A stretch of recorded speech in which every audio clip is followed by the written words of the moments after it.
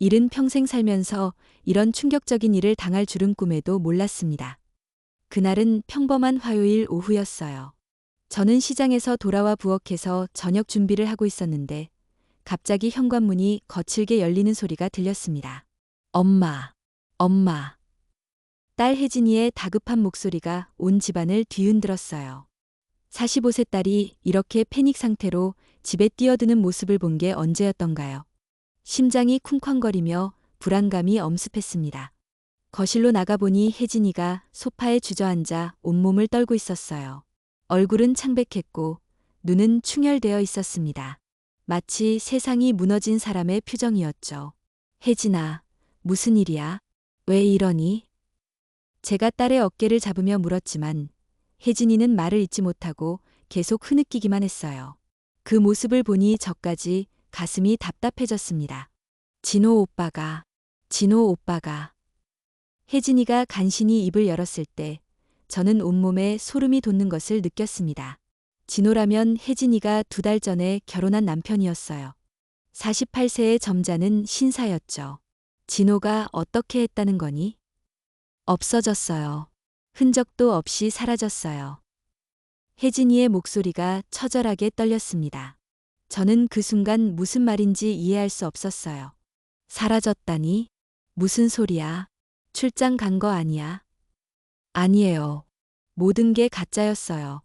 아파트도, 돈도, 모든 게 다 없어졌다고요. 혜진이가 히스테리를 부리며 소리쳤습니다. 그제야 저는 심각성을 깨달았어요. 딸의 손을 꽉 잡고 차근차근 물었습니다.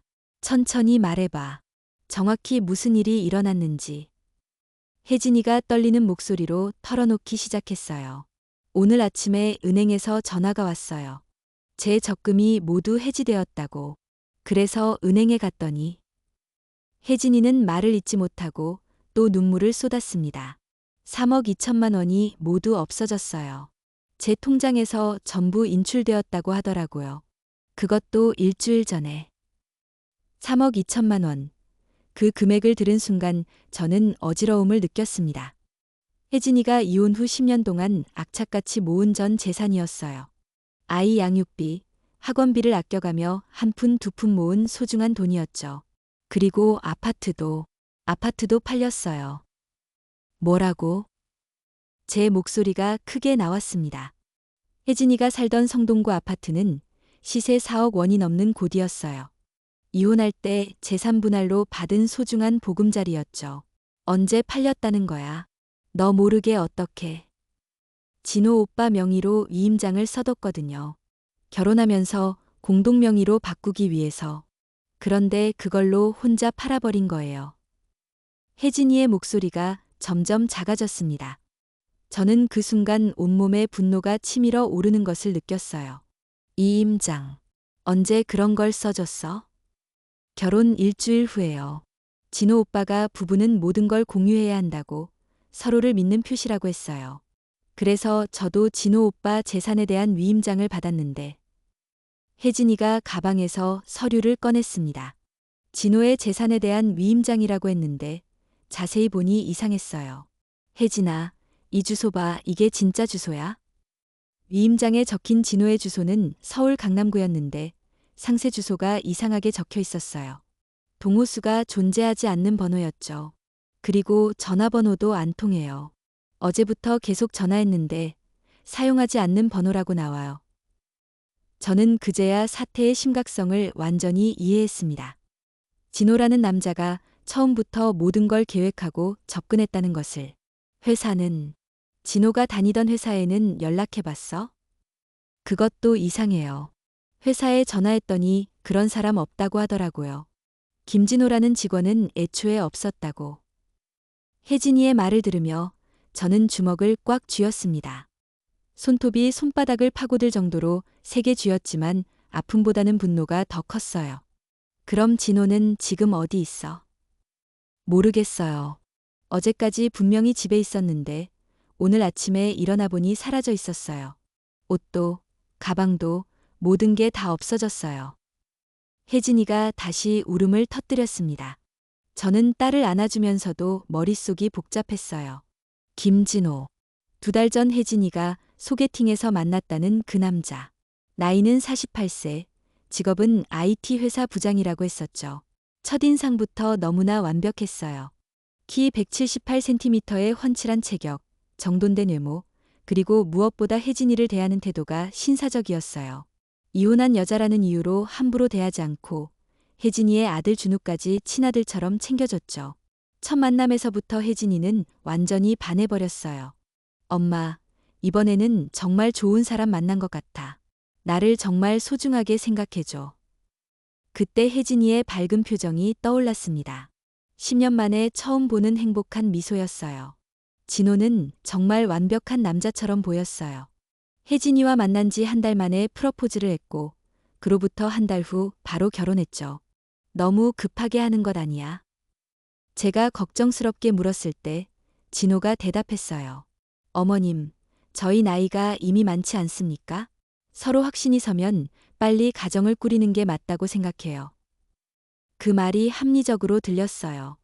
재혼하는 중년 부부에게는 충분히 설득력 있는 이유였죠. 결혼식도 소규모로 조촐하게 했어요. 진호 쪽 가족들은 지방에 있어서 참석하기 어렵다고 했고, 저희 가족과 몇몇 지인들만 참석했죠. 결혼 후에도 진호는 완벽한 남편이었어요. 매일 아침 혜진이를 출근시켜주고, 저녁에는 함께 장을 보러 다니고, 주말에는 준우와 함께 놀아주고. 그런데 그 모든 것이 거짓이었다니. 혜진아, 진호가 너한테 준 선물이나 물건들은 어떻게 됐어?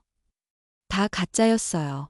명품 시계라고 해서 받았는데 오늘 확인해보니 짝퉁이었어요. 반지도 목걸이도 전부 가짜였어요. 혜진이가 손목에 시계를 벗어서 테이블에 내려놓았습니다. 겉보기에는 고급스러워 보였지만 자세히 보니 로고가 미묘하게 다른 짝퉁이었어요. 결혼 반지도. 혜진이가 손가락에 반지를 빼며 씁쓸하게 웃었습니다. 백화점에서 100만 원 주고 샀다고 했는데 알아보니 동대문에서 5만 원짜리더라고요. 저는 그 순간 진호라는 남자가 얼마나 치밀하게 계획을 세웠는지 깨달았어요. 혜진이의 마음을 완전히 사로잡기 위해 완벽한 연기를 했던 거죠. 그런데 엄마, 더 이상한 게 있어요. 혜진이가 핸드백에서 서류 뭉치를 꺼냈습니다. 이게 뭔지 아세요?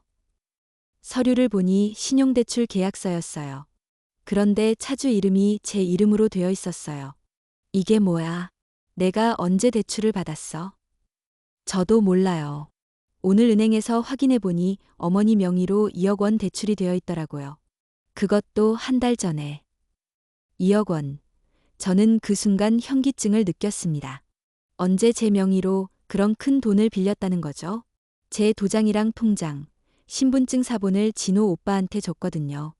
혹시 모를 일에 대비해서 가족끼리 서류를 공유하는 게 좋다고 해서. 그 순간 저는 모든 퍼즐이 맞춰지는 것을 느꼈어요. 진호는 혜진이뿐만 아니라 저까지 이용해서 돈을 빼낸 거였습니다. 혜진이의 3억 2천만 원, 아파트 매매대금 4억 원, 그리고 제 명의로 받은 대출 2억 원까지. 총 9억 2천만 원이라는 거액을 한 번에 가로챈 거였어요. 신고했어?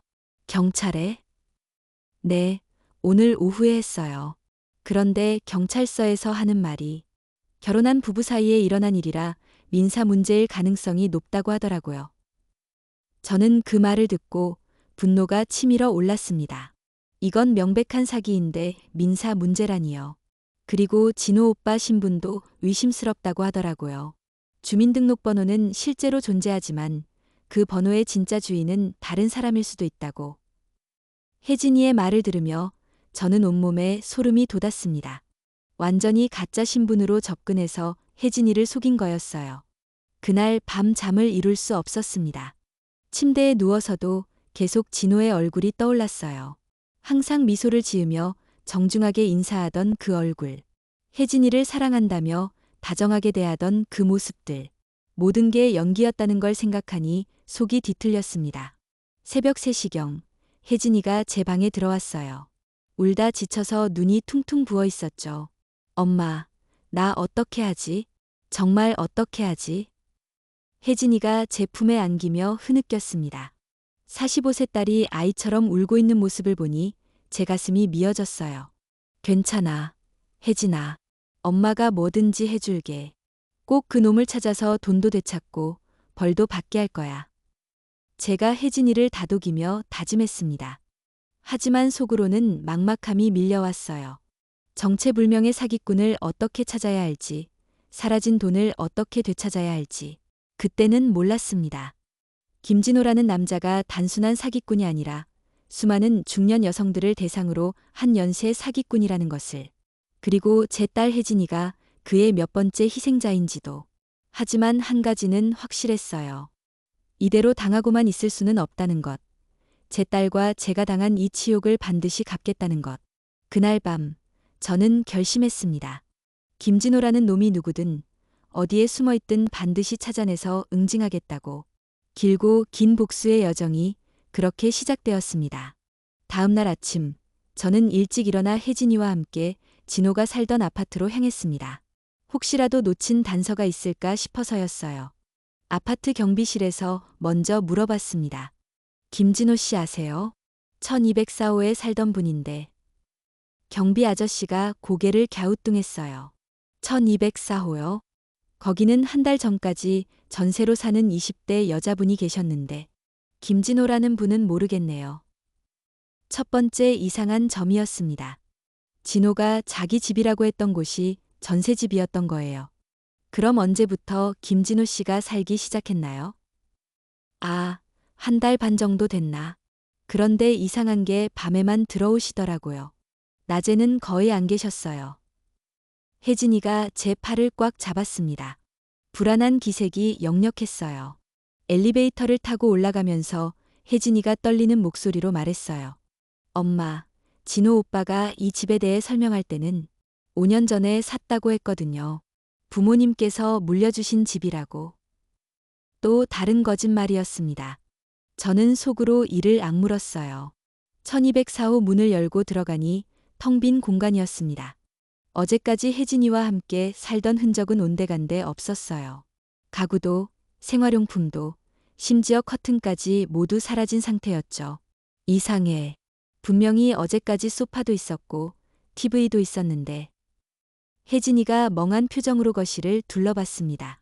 저는 방 곳곳을 뒤지기 시작했어요. 혹시라도 진호가 남긴 단서가 있을까 해서였죠. 그런데 화장실 쓰레기통에서 이상한 것을 발견했습니다. 찢어진 명함 조각이었어요. 조심스럽게 조각들을 맞춰보니 한국투자증권 김진호 과장이라고 적혀 있었습니다. 혜진아, 이거 봐. 진호가 자기 직업을 IT 회사 부장이라고 하지 않았니? 네, 맞아요. 그런데 이건 증권회사 명함이네요. 혜진이의 목소리에 당황스러움이 묻어났어요. 저는 그 명함을 가방에 조심스럽게 넣었습니다. 첫 번째 중요한 단서였어요. 그 다음 침실 옷장을 열어봤습니다. 대부분 비어 있었지만 맨 안쪽 구석에서 작은 수첩 하나를 발견했어요. 수첩을 펼쳐보는 순간 저는 온몸에 소름이 돋았습니다. 그 안에는 여러 여성들의 이름과 정보가 적혀 있었어요. 이미숙, 45세, 이혼, 카페 운영, 강남구 거주, 자산 2억 추정.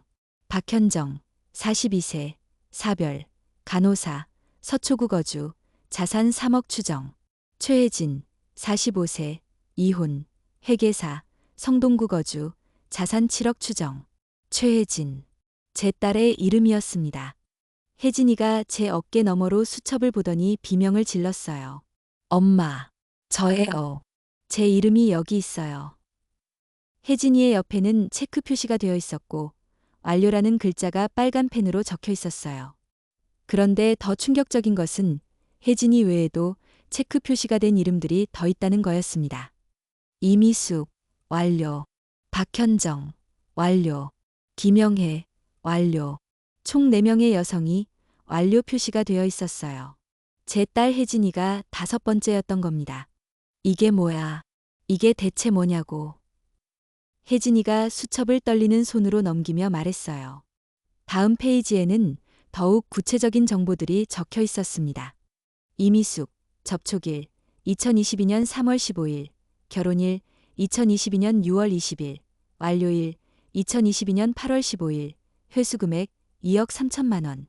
박현정, 접촉일, 2022년 9월 10일, 결혼일, 2022년 12월 18일, 완료일, 2023년 2월 20일, 회수금액, 3억 1천만 원. 그리고 혜진이의 정보도 있었습니다. 최혜진, 접촉일, 2024년 8월 20일, 결혼일, 2024년 10월 25일, 완료일, 2024년 12월 24일, 회수금액, 9억 2천만 원. 저는 그 순간 다리에 힘이 풀려 주저앉았습니다. 김진호라는 놈이 단순한 사기꾼이 아니라 체계적으로 중년 여성들을 노리는 연쇄 사기범이라는 것이 명확해진 거였어요. 그리고 혜진이는 그의 5번째 희생자였습니다. 그것도 지금까지 중에서 가장 큰 금액을 털린. 엄마, 이 다른 여자분들도 저처럼 당한 거예요? 혜진이의 목소리가 가늘게 떨렸습니다. 그런 것 같구나. 이 악마 같은 놈이. 저는 주먹을 꽉 쥐었습니다. 분노가 치밀어 올라 온몸이 떨렸어요. 수첩의 마지막 페이지에는 더욱 충격적인 내용이 있었습니다. 다음 타겟 후보. 오수정, 48세, 이혼, 부동산업, 목동거주, 자산 5억 추정. 장미란, 44세, 사별, 의사, 분당거주, 자산 8억 추정. 윤소희, 46세, 이혼, 사업가, 강서구 거주, 자산 6억 추정. 김진호는 이미 다음 희생자들을 물색하고 있었던 겁니다. 저는 그 수첩을 가방에 넣으며 결심했어요. 이 증거를 가지고 경찰서에 다시 가야겠다고. 집으로 돌아오는 길에 혜진이가 갑자기 말했어요. 엄마, 그런데 이상한 게 또 있어요. 뭐가? 진호 오빠가 결혼하기 전에 저한테 사진을 많이 달라고 했거든요. 혼자 찍은 사진, 집 사진, 직장 사진까지 결혼 앨범 만들려고 한다고 해서 다 줬는데. 그 순간 저는 소름이 돋았습니다. 사진을 요구한 이유가 뭔지 대충 짐작이 갔어요. 혹시 신분증 사본이나 도장도 달라고 했어? 네. 부부가 되면 서로의 신분을 공유해야 한다고 해서 통장 사본까지 다 줬어요. 김진호는 혜진이의 모든 개인정보를 수집했던 거예요. 아마 다른 용도로 사용하려는 목적이었겠죠. 그날 오후, 저희는 다시 경찰서를 찾았습니다. 수첩을 증거로 제출하면서 이것이 단순한 결혼 사기가 아니라 연쇄 범죄라는 점을 강조했어요. 담당 형사가 수첩을 보더니 표정이 심각해졌습니다. 이거 심각한데요? 연쇄 사기 가능성이 높습니다. 다른 피해자들도 찾아봐야겠어요.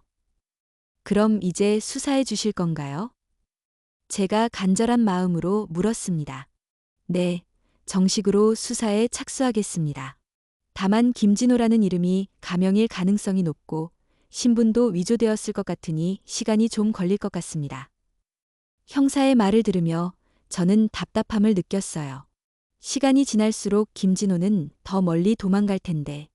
집으로 돌아온 저는 혜진이와 함께 진호에 대해 알고 있는 모든 것을 정리해봤습니다. 진호가 했던 말들, 행동들, 습관들, 하나하나 되돌아보니 이상한 점들이 너무 많았어요. 엄마, 그러고 보니 진호 오빠가 사진 찍는 걸 정말 싫어했어요. 같이 셀카를 찍자고 해도 항상 거부했고. 친구들도 한 번도 소개해준 적이 없었죠. 회사 동료들도. 맞아요. 항상 혼자 다녔어요. 가족 얘기도 거의 안 했고 부모님 사진도 한 번도 못 봤어요. 하나씩 퍼즐을 맞춰가니 김진호라는 남자의 정체가 더욱 미스터리해졌어요. 완전히 가공의 인물을 만들어낸 것 같았죠. 그날 밤 저는 인터넷으로 결혼 사기에 대해 검색해봤습니다. 그런데 놀랍게도 비슷한 피해 사례들이 정말 많았어요. 특히 중년 여성을 노리는 결혼 사기범들의 수법이 거의 똑같았습니다. 완벽한 신사로 접근해서 빠른 결혼을 유도하고 재산을 털어간 후 사라지는. 그 중에서 유독 눈에 띄는 게시글이 하나 있었어요. 김진호라는 남자에게 당했습니다. 도움 주세요. 제목을 보는 순간 심장이 쿵쾅거렸습니다. 같은 이름이었어요. 게시글을 클릭해보니 2년 전에 올라온 글이었습니다. 안녕하세요. 저는 박현정이라고 합니다. 김진호라는 남자와 결혼했다가 모든 재산을 잃었습니다. 혹시 같은 피해를 당한 분이 계시면 연락 주세요. 박현정. 수첩에서 본 그 이름이었어요. 저는 급하게 혜진이를 깨웠습니다. 혜진아, 일어나 봐.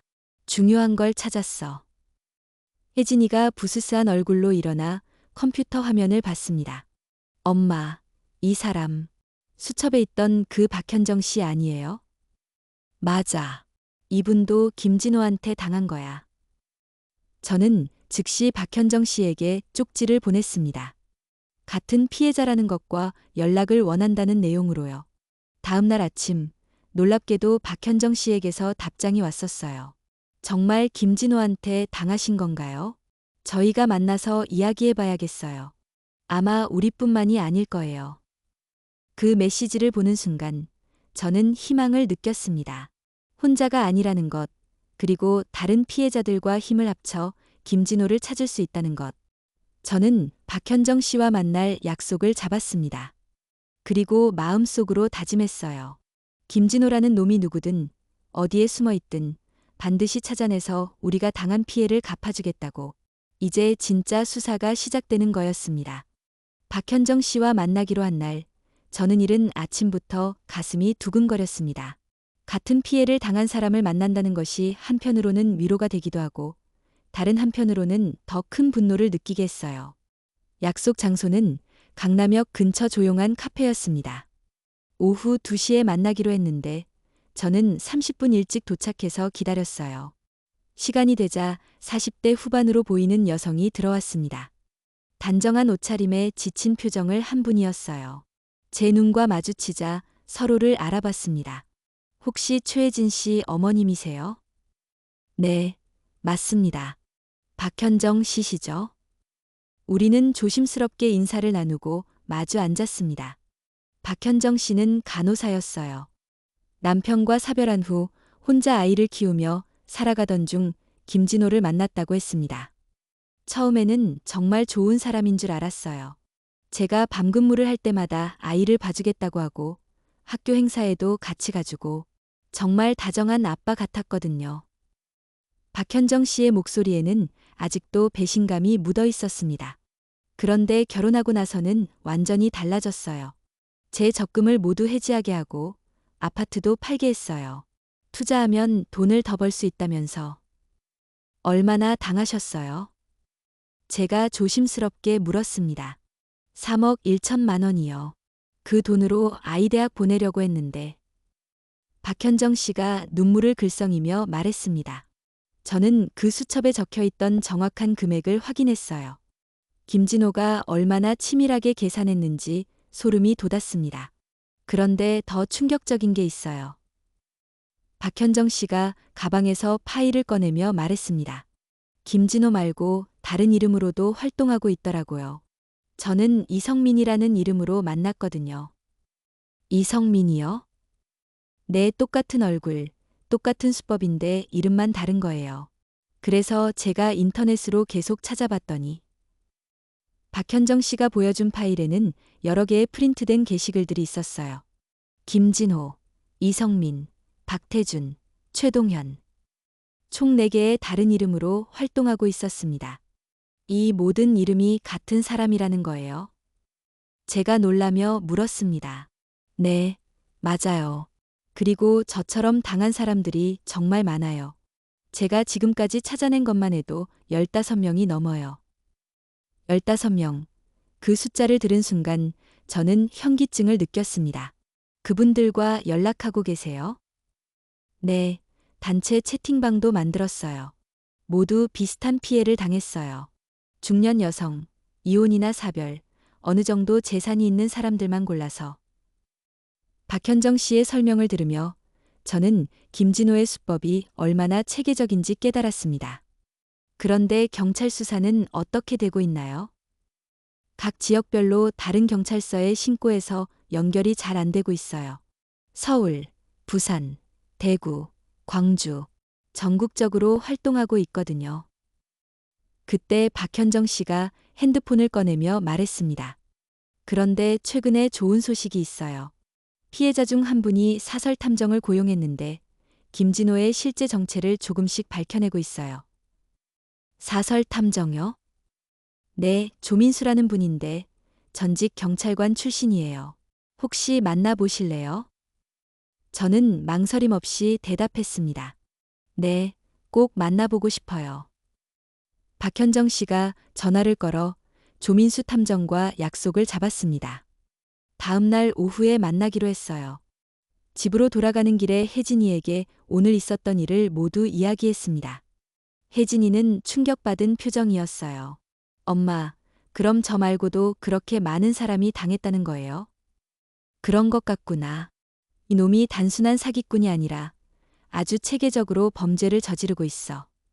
그럼 꼭 잡을 수 있을까요? 혜진이의 목소리에는 희망과 불안이 섞여 있었어요. 잡을 수 있어. 이렇게 많은 피해자가 있으면 증거도 많을 거고 전문가까지 도와주면 반드시 찾아낼 거야. 다음 날 오후, 저는 혜진이와 함께 조민수 탐정의 사무실을 찾았습니다. 강남구 테헤랄로에 있는 작은 빌딩 3층이었어요. 조민수 탐정은 50대 중반의 남성이었습니다. 경찰 출신답게 날카로운 인상이었지만 말투는 친근했어요. 안녕하세요. 김진호 때문에 고생 많으시죠? 조민수 탐정이 저희를 맞이하며 말했습니다. 사무실 벽에는 김진호의 사진들이 붙어 있었어요. 여러 각도에서 찍은 사진들과 함께 그의 행적을 정리한 자료들이 빼곡했습니다. 지금까지 조사한 결과를 말씀드리면 김진호의 본명은 정수현일 가능성이 높습니다. 정수현이요? 네, 1976년생으로 추정되고 부산 출신입니다. 과거의 사기죄로 이 번시령을 받았고 최근 5년간 이런 결혼 사기를 전문적으로 하고 있는 것 같습니다. 조민수 탐정이 파일을 펼쳐 보여줬습니다. 이 사람의 수법을 보면 정말 치밀해요. 먼저 타겟을 정하면 최소 2대 3개월간 뒷조사를 합니다. 재산 규모, 가족관계, 성격까지 파악하고 나서 접근하죠. 어떻게 뒷조사를 하는 거죠? 혜진이가 물었습니다. SNS, 지인 탐문, 심지어 직장 동료들까지 접촉해서 정보를 수집합니다. 그래서 첫 만남부터 마치 운명처럼 느껴지게 만드는 거죠. 저는 그 말을 듣고 소름이 돋았습니다. 혜진이가 진호와 첫 만남에서 이렇게 잘 맞는 사람은 처음이라고 했던 말이 떠올랐어요. 그리고 결혼 후에는 보통 2대 3개월 안에 모든 재산을 털어갑니다. 그 다음에는 완전히 증거를 인멸하고 새로운 신분으로 다른 지역으로 이동하죠. 조민수 탐정이 지도를 가리키며 설명했습니다. 지금까지 파악한 바로는 부산, 대구, 광주, 서울 순서로 이동하면서 범행을 저질렀습니다. 서울에서는 총 4명의 피해자가 확인됐고요. 그럼 지금은 어디에 있을까요? 제가 간절하게 물었습니다. 아마 다시 지방으로 내려갔을 겁니다. 수원이나 인천, 아니면 대전 쪽일 가능성이 높아요. 그런데 조민수 탐정이 잠깐 말을 멈추고 저희를 바라봤습니다. 최근에 중요한 정보를 하나 입수했습니다. 김진호, 아니 정수연이 새로운 타겟을 물색하고 있다는 정보를요. 새로운 타겟이요? 네, 대전에 사는 오수정이라는 분입니다. 48세, 이혼, 부동산업을 하고 있고 자산이 5억 정도 된다고 합니다. 오수정. 그 이름을 들은 순간 저는 뭔가 기억이 났어요. 진호가 남긴 수첩에서 본 이름이었습니다. 탐정님, 그분한테 경고는 해드렸나요? 연락을 취하려고 하는데 쉽지 않네요. 경계심이 많으셔서. 그럼 우리가 직접 만나보면 어떨까요? 혜진이가 제안했습니다. 같은 여성이고 비슷한 연령대니까 더 쉽게 믿어주실 것 같은데요. 조민수 탐정이 고개를 끄덕였습니다. 좋은 생각입니다. 그리고 만약 정수연이 오수정 씨에게 접근한다면 우리가 현행범으로 잡을 수 있을 거예요.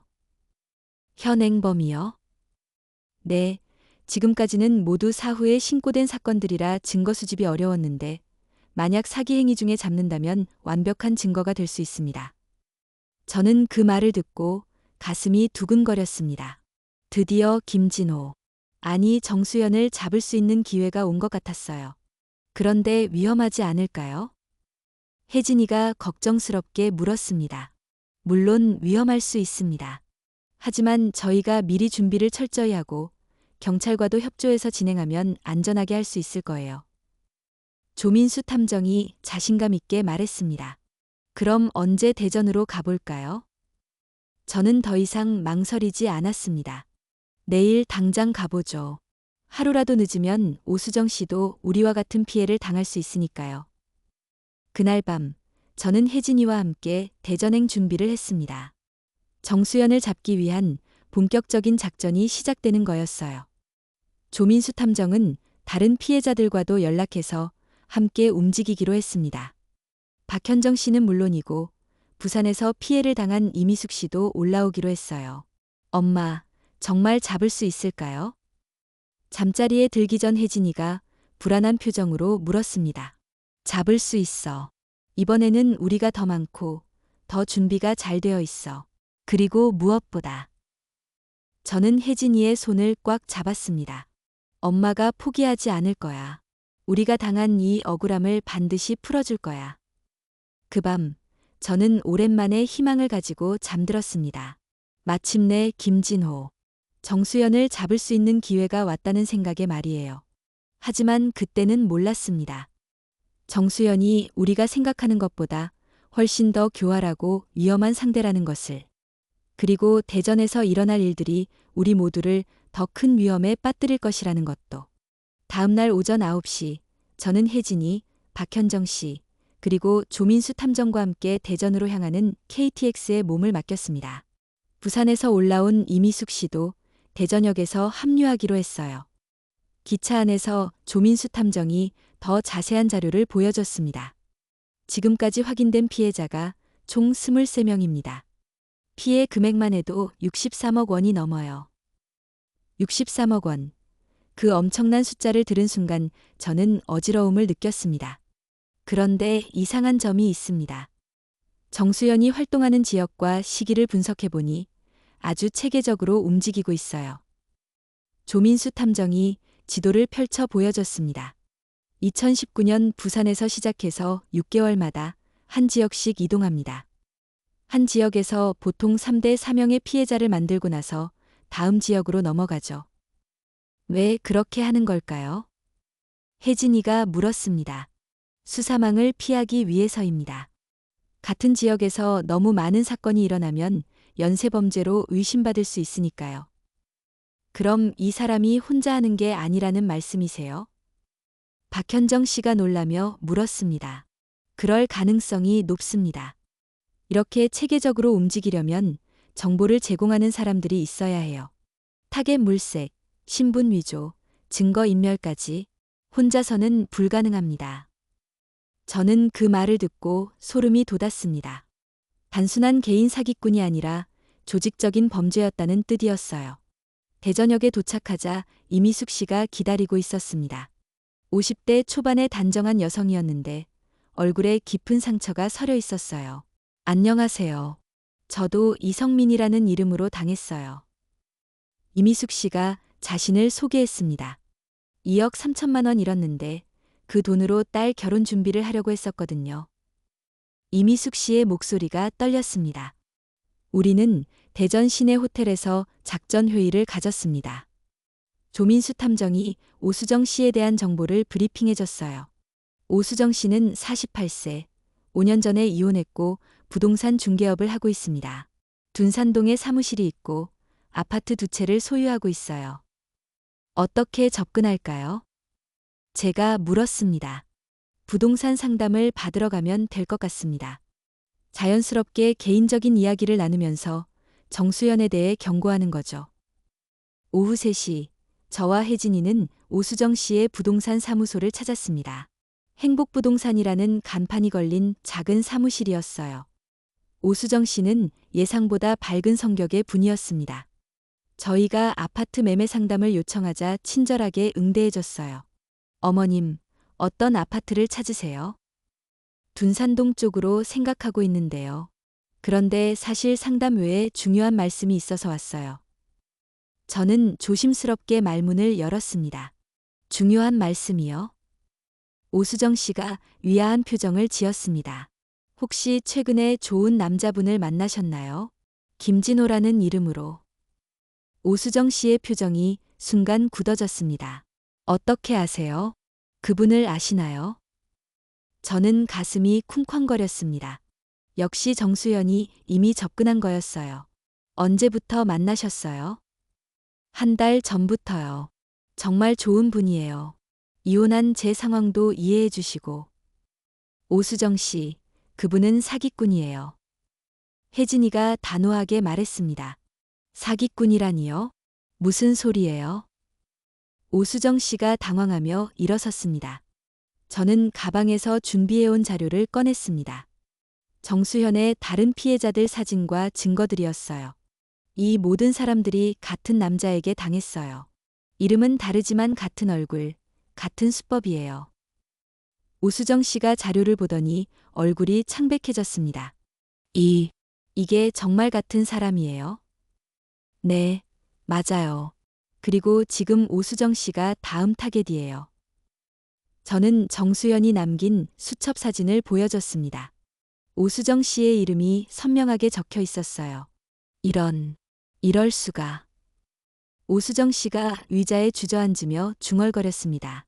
혹시 그분이 결혼 이야기를 꺼내지 않았나요? 어제 프러포즈를 받았어요. 다음 달에 결혼하자고. 그럼 이미 늦었을 수도 있어요. 빨리 경찰에 신고하고 그분과 연락을 끊어야 합니다. 그때 오수정 씨의 핸드폰이 울렸습니다. 화면을 보니 김진호라는 이름이 떠 있었어요. 받지 마세요. 혜진이가 급하게 말했지만 오수정 씨는 이미 전화를 받고 있었습니다. 여보세요. 진호 씨. 네, 지금 사무실에 있어요. 아, 네, 알겠어요.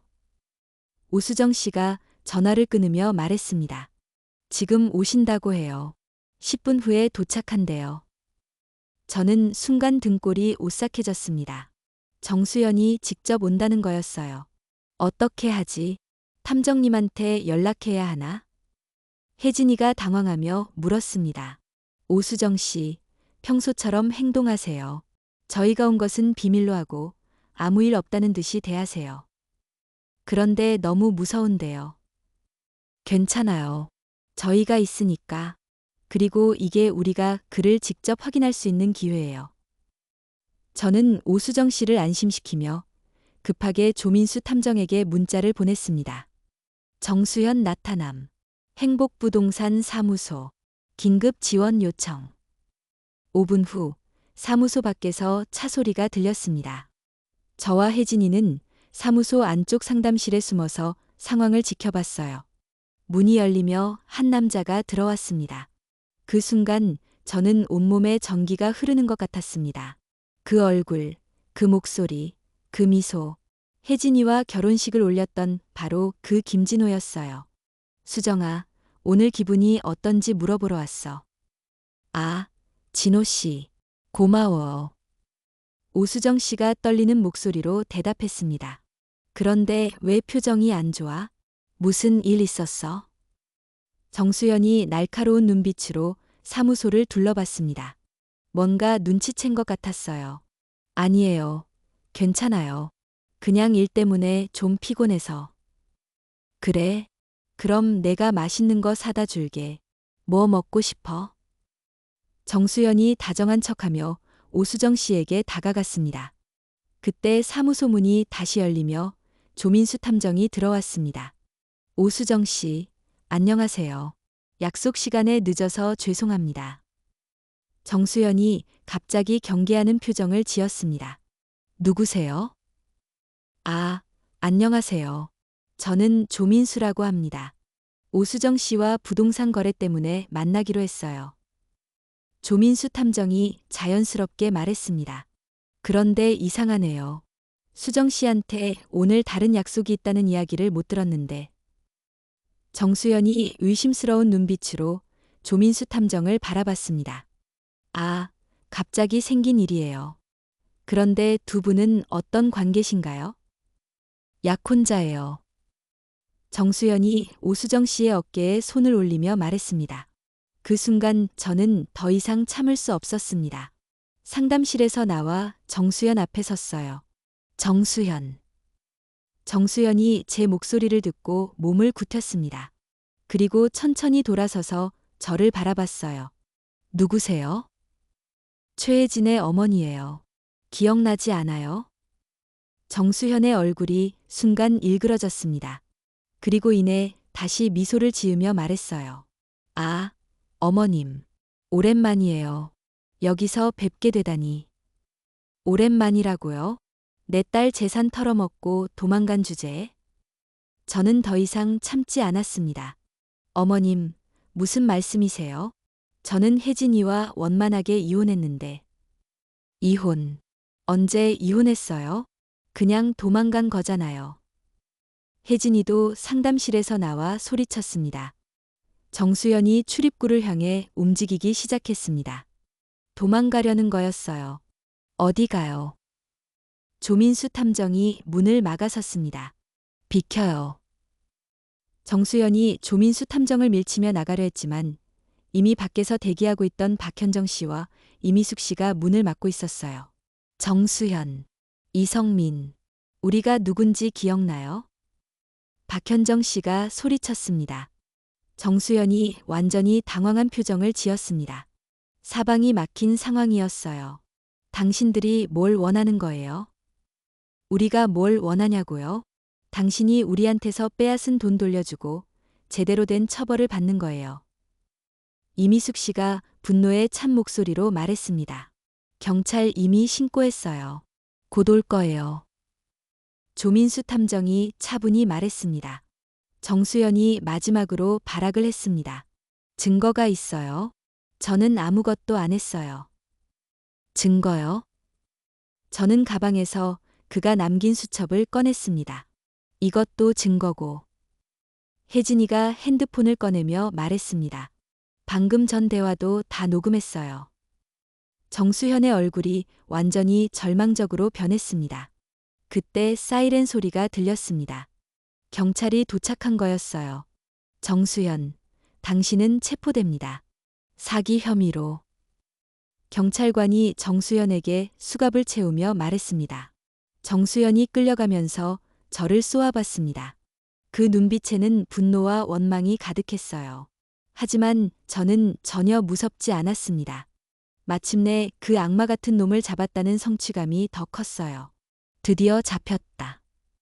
오수정 씨가 안도의 한숨을 쉬며 말했습니다. 정말 고마워요. 만약 어머님들이 와주지 않았다면 저도 똑같은 피해를 당했을 거예요. 그날 밤 우리는 모두 함께 저녁을 먹으며 지난 일들을 되돌아봤습니다. 이제 돈을 되찾을 수 있을까요? 혜진이가 물었습니다. 쉽지 않을 것 같아요. 하지만 불가능하지는 않습니다. 정수연이 숨겨둔 재산을 찾아내면 일부라도 회수할 수 있을 거예요. 조민수 탐정이 말했습니다. 저는 그 순간 깨달았습니다. 돈을 되찾는 것도 중요하지만 더 중요한 것은 우리가 해냈다는 것이었어요. 피해자들이 힘을 모아서 악인을 처벌했다는 것, 그것만으로도 충분히 의미가 있었습니다. 하지만 이것은 시작에 불과했습니다. 정수연 뒤에는 더 큰 조직이 있었고 아직 밝혀지지 않은 진실들이 많았어요. 그리고 우리는 그 모든 것을 밝혀내기 위해 계속 싸워야 했습니다. 정수연이 체포된 지 일주일 후 저는 경찰서에서 충격적인 소식을 들었습니다. 어머님, 정수연이 구속 직전에 자백했습니다. 그런데 내용이 상당히 심각해요. 담당 형사가 심각한 표정으로 말했습니다. 어떤 내용인가요? 정수연 혼자 한 게 아니에요. 뒤에 조직이 있습니다. 그리고 그 조직에서 정수연은 말단 실행범에 불과해요. 저는 그 말을 듣고 소름이 돋았습니다. 조직이라니요? 결혼 사기 전문 조직입니다. 타겟 물색부터 신분 위조, 자금 세탁까지 체계적으로 운영되고 있어요. 정수연 말로는 전국에 최소 10명 이상이 활동하고 있다고 합니다. 10명, 그 숫자를 들은 순간 저는 현기증을 느꼈습니다. 그럼 피해자는 얼마나 되나요? 정확한 숫자는 파악 중이지만 수백 명에 이를 것으로 추정됩니다. 피해 금액은 수백억 원 규모일 거예요. 형사의 말을 들으며 저는 우리가 빙산의 일각만 본 것이라는 걸 깨달았어요. 그런데 더 심각한 문제가 있습니다. 형사가 목소리를 낮추며 말했습니다. 정수연이 체포되면서 조직 내부에 비상이 걸렸어요. 그리고요? 어머님과 따님을 포함해서 이번에 정수연을 잡는데 협력한 피해자들이 위험할 수 있어요. 그 순간 저는 온몸에 찬물을 끼얹은 것 같았습니다. 위험하다니 무슨 말씀이세요? 조직에서 입막음을 위해 보복할 가능성이 있다는 겁니다. 정수연이 자백한 내용에 따르면 과거에도 그런 일이 있었다고 해요. 저는 즉시 혜진이에게 전화를 걸었습니다. 혜진아, 지금 어디 있어? 회사에 있어요. 왜요? 당장 집으로 와. 그리고 아무한테도 혼자 있지 마. 엄마, 무슨 일이에요? 나중에 설명해 줄게. 일단 택시 타고 바로 와. 집으로 돌아오는 길에 조민수 탐정에게도 연락했습니다. 그도 이미 경찰로부터 같은 이야기를 들었다고 했어요. 어머님, 당분간 조심하셔야 합니다. 특히 혼자 다니시면 안 돼요. 그럼 어떻게 해야 하나요? 일단 신변보호를 요청하고 가능하면 잠시 피해 계시는 게 좋겠어요. 그날 밤 저와 혜진이는 잠을 이룰 수 없었습니다. 작은 소리에도 깜짝 놀라고 밖에서 차 소리만 들려도 긴장했어요. 엄마, 정말 위험한 건가요? 혜진이가 불안한 표정으로 물었습니다. 모르겠어. 하지만 조심하는 게 좋겠지. 그때 현관문에서 이상한 소리가 들렸습니다. 마치 누군가 문을 만지는 것 같은. 저는 혜진이의 손을 잡고 조용히 현관으로 향했습니다. 문구멍으로 밖을 보니 검은 옷을 입은 남자가 서 있었어요. 심장이 쿵쾅거렸습니다. 새벽 2시에 누가 올 이유가 없었어요. 남자가 초인종을 누르지 않고 문 손잡이를 돌리려 하는 것 같았습니다. 저는 급하게 112에 신고했어요. 여보세요? 지금 누군가 저희 집에 침입하려고 해요. 빨리 와주세요. 10분 후 경찰이 도착했지만 그 남자는 이미 사라진 상태였습니다. CCTV를 확인해 보겠습니다. 그리고 순찰을 강화하도록 하겠어요. 경찰관이 말했지만 저는 여전히 불안했어요. 다음 날 더 충격적인 일이 벌어졌습니다. 박현정 씨에게서 다급한 전화가 왔어요. 어머님, 큰일 났어요. 이미숙 씨가 공격당했어요. 뭐라고요? 어젯밤에 집에 가던 길에 누군가가 뒤에서 때렸대요. 지금 병원에 입원해 있어요. 저는 급하게 부산으로 향했습니다. 혜진이와 함께 KTX를 타고 이미숙 씨가 입원한 병원으로 갔어요. 이미숙 씨는 머리에 붕대를 감고 병상에 누워 있었습니다. 얼굴에는 멍이 들어 있었고 팔에는 깁스를 하고 있었어요. 이미숙 씨, 괜찮으세요? 네. 다행히 크게 다치지는 않았어요. 그런데 이미숙 씨가 떨리는 목소리로 말했습니다. 그 사람이 제게 말했어요. 입 다물고 조용히 있으라고. 계속 나서면 더 큰일이 날 것이라고. 저는 온몸에 소름이 돋았습니다. 정말로 조직에서 보복을 시작한 거였어요. 경찰에는 신고했어요. 네, 했는데 증거가 부족하다고 해요. CCTV에는 얼굴이 잘 안 나왔고 목격자도 없고. 그날 오후 조민수 탐정으로부터 더 자세한 정보를 들었습니다. 이 조직의 우두머리는 김 회장이라고 불리는 인물인데 본명이나 정확한 신원은 아직 파악되지 않았어요. 어떤 사람인가요? 과거 보험 사기, 대출 사기 등을 하다가 결혼 사기가 더 효율적이라는 걸 알고 이 분야로 전향했다고 해요. 정수연 말로는 아주 치밀하고 냉혹한 사람이라고 합니다. 그럼 우리를 계속 노릴 거라는 뜻인가요? 가능성이 높습니다. 특히 어머님이 이번 사건의 핵심 인물로 인식되고 있어서. 그 말을 듣고 저는 무서움보다는 분노가 치밀어 올랐습니다. 좋아요. 그럼 우리도 끝까지 가봅시다. 어머님. 이미 여기까지 왔는데 포기할 수 없어요. 그 김 회장이라는 놈도 잡아야 해요. 하지만 조민수 탐정의 표정은 심각했어요. 어머님, 이건 정수영과는 차원이 다른 상대예요. 정말 위험할 수 있어요. 그래도 해야 해요. 이대로 두면 또 다른 피해자들이 생길 거잖아요. 그날 밤, 저는 혜진이와 진지한 대화를 나눴습니다. 혜진아, 엄마가 계속 이 일을 하려고 하는데 너는 어떻게 생각해? 위험하긴 하지만 엄마 말이 맞는 것 같아요. 우리가 포기하면 다른 사람들이 또 당할 거예요. 그럼 같이 끝까지 가볼까? 네, 엄마. 같이 해요.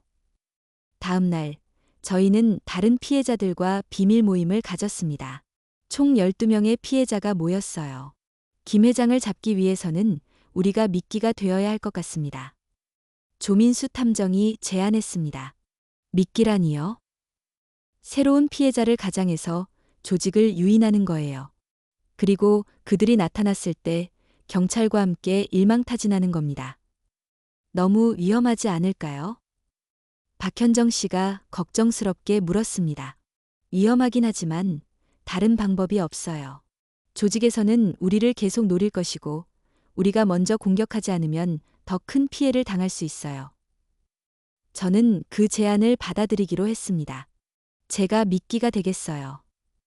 어머님, 너무 위험해요. 괜찮아요. 제가 이 일을 시작했으니까 제가 마무리해야죠. 그날부터 저희는 치밀한 계획을 세웠습니다. 제가 새로운 타겟인 것처럼 위장해서 조직을 유인하는 거였어요. 하지만 저는 몰랐습니다. 김 회장이라는 인물이 우리가 상상하는 것보다 훨씬 더 교활하고 위험한 상대라는 것을. 그리고 곧 벌어질 최후의 대결에서 우리 모두가 생명의 위험에 처하게 될 것이라는 것도. 작전 개시일이 바로 내일이었습니다. 마지막 밤, 저는 혜진이를 꼭 안아주었어요. 혜진아, 내일 일이 끝나면 우리 정말 평범하게 살자. 네, 엄마. 꼭 성공할 거예요. 하지만 제 가슴 속에는 불안감이 가득했습니다. 정말로 내일이 우리의 마지막 날이 될 수도 있다는 생각이 들었어요. 그럼에도 저는 포기할 수 없었습니다. 우리가 당한 이 억울함을 반드시 풀어야 했고, 더 이상의 피해자가 생기는 것을 막아야 했으니까요. 작전 당일 새벽 6시부터 모든 준비가 시작되었습니다. 장소는 서울 강남구의 한 고급 호텔 라운지였어요. 제가 재혼을 원하는 부유한 과부로 위장해서 조직원들을 유인하는 계획이었습니다. 어머님, 몸에 이 발신기를 착용하세요. 위험하면 이 버튼을 누르시면 됩니다. 조민수 탐정이 작은 장치를 제 옷 안쪽에 부착해줬습니다. 그리고 이건 녹음기예요. 모든 대화를 기록해서 증거로 사용할 겁니다. 경찰 특수팀도 호텔 주변에 배치되었어요. 신호만 보내면 즉시 투입되는 상황이었습니다.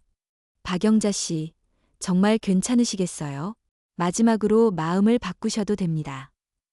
담당 형사가 걱정스럽게 물었습니다. 괜찮아요. 이미 여기까지 왔는데 포기할 수 없어요. 제 목소리는 떨리지 않았습니다. 오히려 결연한 의지로 가득했어요. 오후 3시, 호텔 라운지에서 기다리기 시작했습니다. 미리 짜여진 각본에 따라 저는 혼자 와인을 마시며 외로운 과부를 연기했어요. 30분 후, 한 남자가 제게 접근했습니다. 혹시 혼자 계신가요? 40대 중반으로 보이는 신사풍의 남자였어요. 정수영과는 다른 타입이었지만 역시 중년 여성들이 좋아할 만한 외모였습니다. 네, 그런데요? 저도 혼자라서요. 혹시 같이 이야기나 나눌까요? 남자가 정중하게 말했습니다. 좋아요. 저는 마음속으로 긴장하면서도 자연스럽게 응답했어요. 저는 이동진이라고 합니다. 박영자예요. 남자가 제 맞은편에 앉으며 대화가 시작되었습니다. 무슨 일로 혼자 오셨어요? 아, 남편이 작년에 돌아가셔서요. 요즘 너무 외로워서 나왔어요. 제가 준비된 설정대로 말했습니다. 아, 그러셨군요. 저도 비슷해요. 아내와 이혼한 지 2년 됐거든요. 이동진이 공감하는 표정을 지었습니다. 대화가 진행되면서 그의 수법이 정수영과 거의 똑같다는 것을 알 수 있었어요. 외로움에 공감하고 위로해주고 점점 개인적인 이야기로 유도하는 그런데 연세에 비해 정말 젊어 보이세요. 비결이 뭐예요? 그런가요? 운동을 좀 하는 편이에요. 어떤 운동하세요? 요가랑 필라테스, 그리고 골프도 배우고 있어요. 제가 부유함을 은근히 드러내며 말했습니다. 이동진의 눈빛이 미묘하게 변했어요. 관심이 있다는 신호였습니다. 1시간 정도 대화를 나눈 후 이동진이 제안했습니다. 시간 되시면 저녁이라도 같이 할까요? 좋은 레스토랑 알고 있거든요. 좋아요. 오랜만에 누군가와 식사하는 것도 괜찮을 것 같아요. 우리는 호텔에서 나와 강남역 근처의 고급 레스토랑으로 이동했습니다. 레스토랑에서 이동진은 더욱 적극적으로 접근했어요. 영자 씨, 혹시 재혼 생각은 없으세요? 글쎄요. 좋은 분이 있다면 생각해 볼 수도 있겠지만, 저 같은 사람은 어떠세요? 이동진이 직접적으로 물었습니다. 아직 잘 모르겠어요. 더 알아봐야죠. 그럼 시간을 갖고 천천히 알아가면 되겠네요. 그때 이동진의 휴대폰이 울렸습니다. 잠깐만 받을게요. 이동진이 자리를 뜨며 전화를 받았습니다. 저는 그 틈에 발신기에 녹음 버튼을 다시 한번 확인했어요. 5분 후 돌아온 이동진의 표정이 조금 달라져 있었습니다. 영자 씨, 갑자기 급한 일이 생겨서요. 오늘은 여기서 마무리하고 내일 다시 만날까요? 네, 괜찮아요. 그런데 한 가지 부탁이 있어요. 혹시 신분증 사본 좀 받을 수 있을까요? 제가 아는 좋은 투자 상품이 있는데 소개해 드리려고요. 드디어 본색이 나타나기 시작했습니다. 투자 상품이요? 네, 요즘 부동산 투자가 좋거든요. 영자 씨 같으신 분께 딱 맞을 것 같아서요. 좋아요. 내일 가져다 드릴게요. 그리고 혹시 지금 살고 계신 집 등기부등본도 함께. 왜 등기부등본까지요? 투자 규모를 정하려면 현재 자산 규모를 알아야 해서요. 정수영과 똑같은 수법이었습니다. 알겠어요. 준비해서 가져다 드릴게요. 식사를 마치고 헤어지면서 내일 약속을 잡았습니다. 호텔로 돌아온 저는 즉시 조민수 탐정과 경찰에게 상황을 보고했어요. 예상대로 움직이고 있습니다. 내일이 중요한 고비가 될 것 같아요. 어머님, 정말 수고 많으셨어요.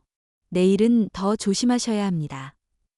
그날 밤, 혜진이가 걱정스럽게 물었습니다. 엄마, 위험하지 않아요? 괜찮아. 경찰이 다 지켜보고 있어. 하지만 속으로는 불안했어요. 내일 만날 때 어떤 일이 벌어질지 예측할 수 없었거든요. 다음 날 오후, 약속된 카페에서 이동진을 만났습니다. 어제 말씀드린 서류들 가져오셨어요? 네, 여기 있어요. 저는 미리 준비한 가짜 서류들을 건넸습니다. 경찰에서 만들어준 것으로 진짜처럼 보이지만 실제로는 아무 효력이 없는 위조 서류들이었어요. 이동진이 서류들을 꼼꼼히 살펴봤습니다. 아, 정말 자산이 많으시네요. 15억이나 되시다니. 그럭저럭 살만해요. 그럼 제가 말씀드린 투자 상품에 관심 있으시겠어요? 어떤 건가요? 부동산 개발 투자인데 수익률이 연 30% 정도 됩니다. 연 30%. 말도 안 되는 수익률이었어요. 그런데 최소 투자 금액이 5억 원 이상이어야 해요. 5억이요? 좀 큰 금액인데. 하지만 확실한 수익을 보장해 드릴 수 있어요. 제가 보증합니다. 이동진이 자신만만하게 말했습니다.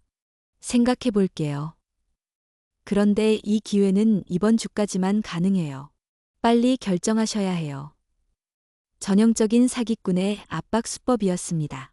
그때 이동진이 갑자기 휴대폰을 확인하더니 표정이 굳어졌어요. 영자 씨, 잠깐만요. 이동진이 자리를 뜨더니 카페 밖으로 나갔습니다. 뭔가 이상한 전화를 받은 것 같았어요. 10분 후 돌아온 이동진의 얼굴이 완전히 달라져 있었습니다. 영자 씨, 당신 누구죠?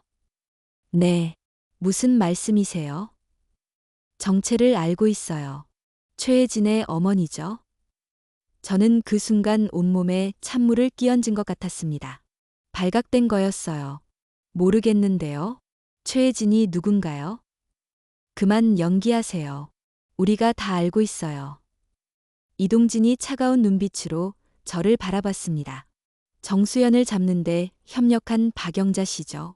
우리를 함정에 빠뜨리려는 거죠. 저는 급하게 발신기 버튼을 눌렀습니다. 위험 신호였어요. 그런데 아쉽게도 당신의 계획은 실패했어요. 이동진이 일어서며 말했습니다. 지금 당신 딸이 어디 있는지 아세요? 그 말을 듣는 순간 저는 심장이 멈출 것 같았습니다. 혜진이를 어떻게 했어? 걱정 마세요. 아직은 안전해요. 하지만 당신이 협조하지 않으면. 이동진이 휴대폰을 꺼내 사진을 보여줬습니다. 혜진이가 어떤 창고 같은 곳에 묶여있는 사진이었어요. 이 미친놈들아. 저는 분노로 온몸이 떨렸습니다. 조용히 하세요. 여기서 소란 피우면 딸이 위험해져요. 뭘 원하는 거야? 간단해요. 우리와 함께 오시면 됩니다. 그럼 딸도 풀어드리고요. 어디로? 김 회장님이 당신을 직접 만나고 싶어 하세요. 김 회장. 드디어 그 이름이 나왔습니다. 저는 주위를 둘러봤지만 경찰은 보이지 않았어요. 발신기가 제대로 작동하지 않는 것 같았습니다. 어서 결정하세요. 시간이 없어요. 이동진이 재촉했습니다. 저는 더 이상 선택의 여지가 없었어요. 혜진이를 구하려면 따라가야 했습니다. 알겠어요. 가죠. 카페를 나서며 검은색 승용차가 기다리고 있었습니다. 차 안에는 또 다른 남자들이 타고 있었어요. 타세요. 저는 떨리는 마음으로 차에 탔습니다. 이제 정말로 위험한 상황에 빠진 거였어요. 차는 서울 외곽으로 향했습니다. 점점 한적해지는 길을 달리며 저는 혜진이가 무사하기만을 간절히 기도했어요. 30분 후 차는 어떤 공장 같은 건물 앞에 멈췄습니다. 도착했습니다. 내리세요. 저는 차에서 내려 건물 안으로 들어갔습니다.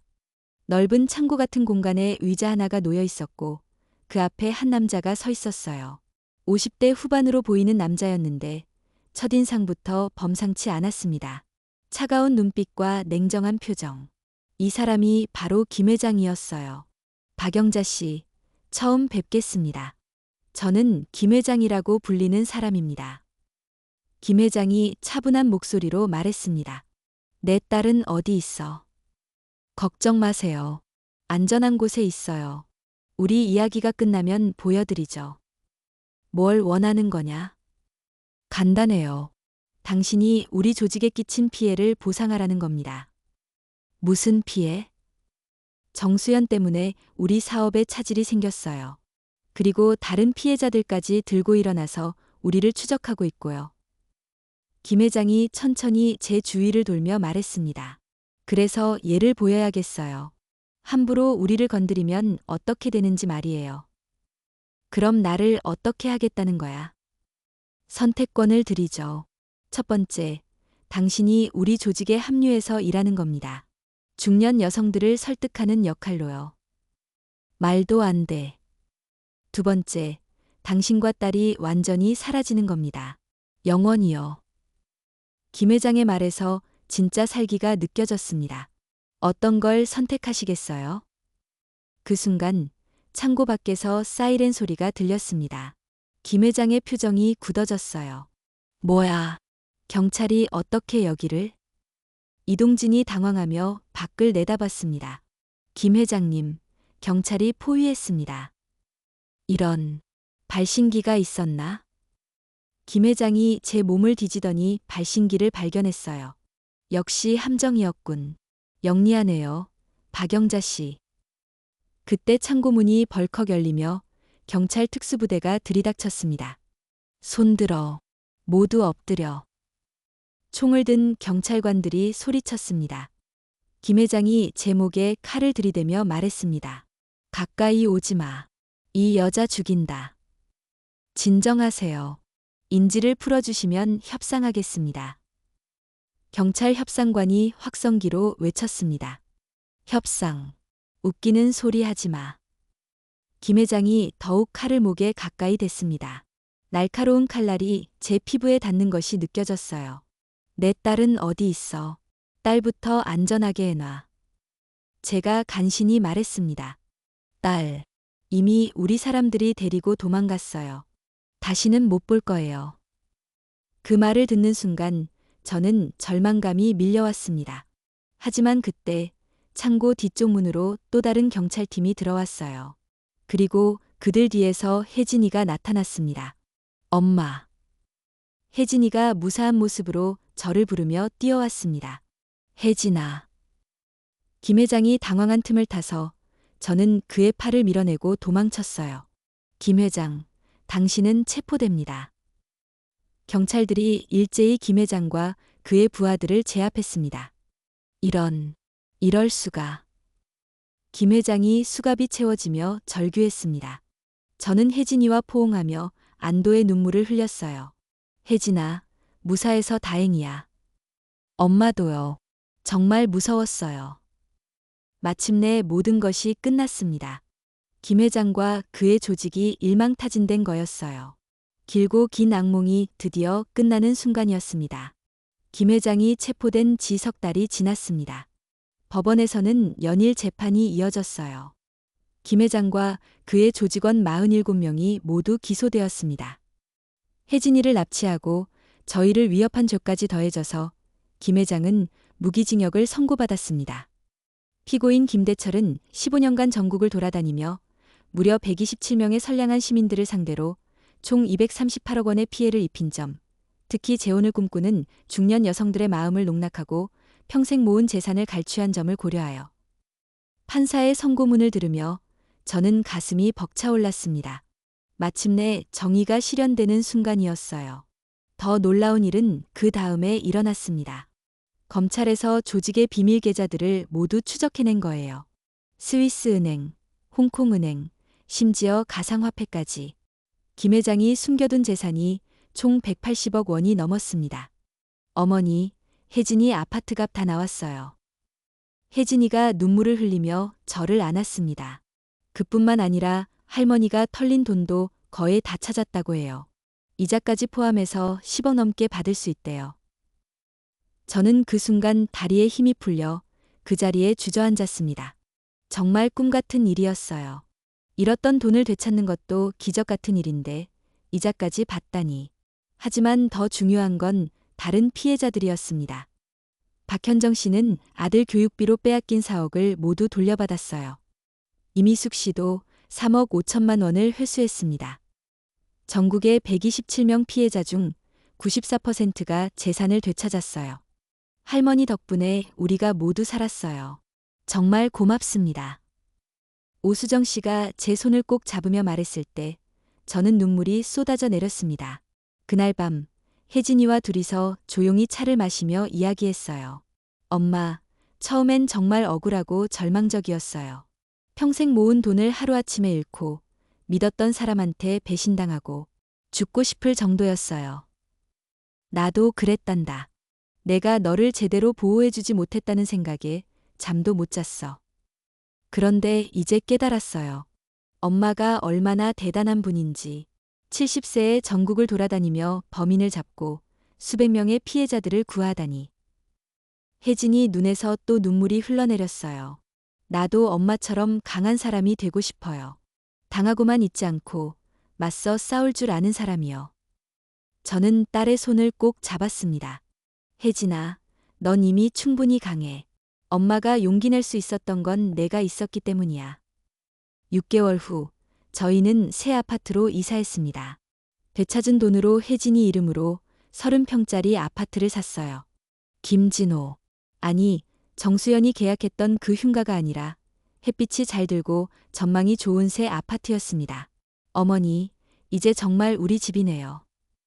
그래, 우리 집이야. 아무도 빼앗아갈 수 없는.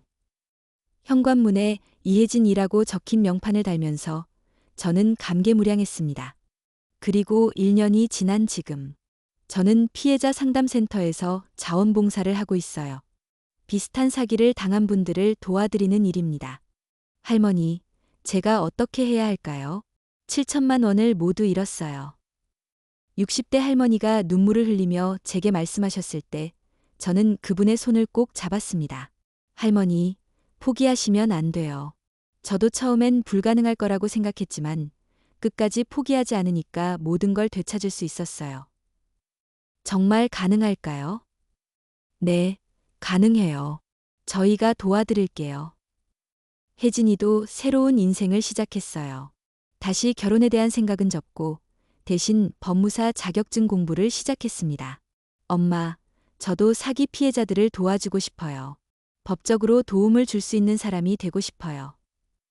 딸의 당찬 모습을 보며 저는 가슴이 뿌듯했습니다. 어제는 조민수 탐정님이 연락을 주셨어요. 할머니, 김 회장 조직이 완전히 해체됐어요. 이제 비슷한 사기는 훨씬 줄어들 거예요. 할머니 덕분입니다. 아니에요. 우리 모두가 함께 이뤄낸 결과죠. 할머니, 혹시 자서전 쓸 생각 없으세요? 이런 용기 있는 이야기를 더 많은 사람들이 알았으면 좋겠어요. 자서전이라니. 70년을 살아오면서 이런 제안을 받을 줄은 꿈에도 몰랐네요. 오늘 밤도 저는 창가에 서서 밤하늘을 바라봅니다. 1년 전 그 끔찍한 날부터 지금까지를 돌이켜보면 정말 많은 일들이 있었어요. 절망하고, 분노하고, 무서워하고, 때로는 포기하고 싶기도 했지만, 하지만 끝까지 포기하지 않았기에 지금의 평화가 있는 거겠죠. 사랑하는 딸 혜진이와 함께 따뜻한 우리 집에서 그 누구의 위협도 받지 않고 편안하게 잠들 수 있는 이 순간이 얼마나 소중한지 새삼 깨닫습니다. 그리고 저처럼 사기를 당해 고통받고 있는 분들께 말씀드리고 싶어요. 포기하지 마세요. 혼자가 아니에요. 반드시 정의가 승리합니다. 70세의 이 할머니도 해냈는데 여러분도 분명히 하실 수 있어요. 오늘 이야기가 도움이 되셨다면 좋아요와 구독 부탁드립니다. 알림 설정도 눌러주시면 새로운 이야기를 가장 먼저 만나보실 수 있어요. 여러분의 따뜻한 댓글 하나하나가 저에게 큰 힘이 됩니다. 다음에도 더 좋은 이야기로 찾아뵙겠습니다. 감사합니다.